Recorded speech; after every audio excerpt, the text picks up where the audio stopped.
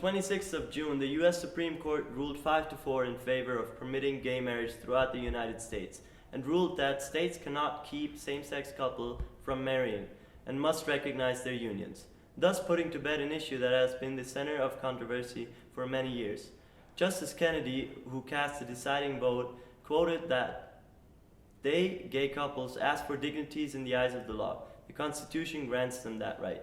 The decision, which comes as the result of decades of activism, sparked celebrations across the United States and in many countries around the world, as the historic ruling could set precedent for many others to follow the United States' example and legalize gay marriage in their own countries.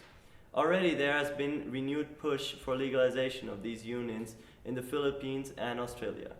For what happens next, we will just have to wait and see.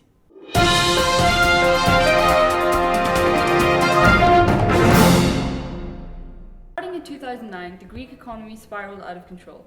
Attempts to save the economy have been made through loans both in 2010 and 2012, but the economy is still in trouble. The Germans, led by their Chancellor Angela Merkel, offered Greece a deal for bailout which included harsher economic reforms such as increased taxes and the like.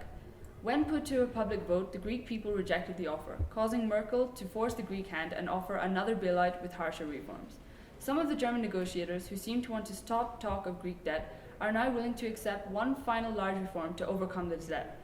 This sudden change of heart came from the consensus in the area that Greece was to be kept in the Eurozone to further the goal of a singular currency.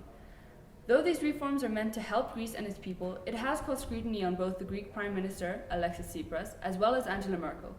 Tsipras has been dubbed unfit to lead by some of the people, and those who initially supported his election may be changing their minds. Merkel has fallen under a darker light, as she is no longer seen as a generous leader, but rather one forced to dole out harsh punishment where necessary. It is believed that reforms, however harsh, will help Greece in the long run. This week, India mourned the death of its former president, who was one of the greatest minds of the country. Dr. APJ Abdul Kalam passed away this week at the age of 83 due to a cardiac arrest. His funeral was held in his hometown Rameshwaram here in Tamil Nadu. The Missile Man of India was the 11th President of India and supported the nuclear policy of the nation to a great extent. Dubbed also as the People's President, his birthday was declared as World Student Day by the United Nations. The public turned to social media such as Twitter and Facebook to pay their final respects for the late president. Our school held a memorial in order to honor and remember his inspirational life. Thousands of people came to his hometown situation in Pamban Island for just a moment's glimpse at his remains flown in by helicopter. He was the son of a fisherman who reached great heights during his life and touched millions of hearts with his passing away. He will forever be an inspiration to all of us.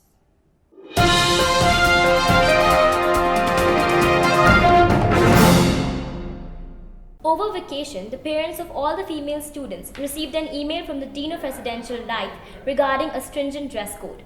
The email included statements regarding the changes within the dress code for girls during formal events. The email stated that when dressing for formal events, dresses must cover the shoulder and chest area, and strapless and thin strappy shoulder dresses are not permitted unless worn with a shawl. Alright, dress code for formals. I would encourage the ladies especially, because the dress code is geared more towards the females than the males. I would encourage you to not only adhere to the dress code for formals and not wearing strapless or backless or thin strappy dresses, but I would encourage you to think about it in a way that you want to dress to be able to dance. You go to formals to dance and have a good time. You don't want to be out there with a strapless dress on or a thin strappy dress on dancing, because it could cause some problems. There could be embarrassing moments. The issue regards how students use their clothing as a way to express themselves whilst maintaining the necessary respect that must be shown within the South Indian context. However, the policy remains more or less ambiguous, as the school official diary has not been published. When KIS news team exclusively obtained the draft version of the official school diary soon to be published, we found that only a single line dictates formal clothing dress code without details regarding restrictions mentioned in the email.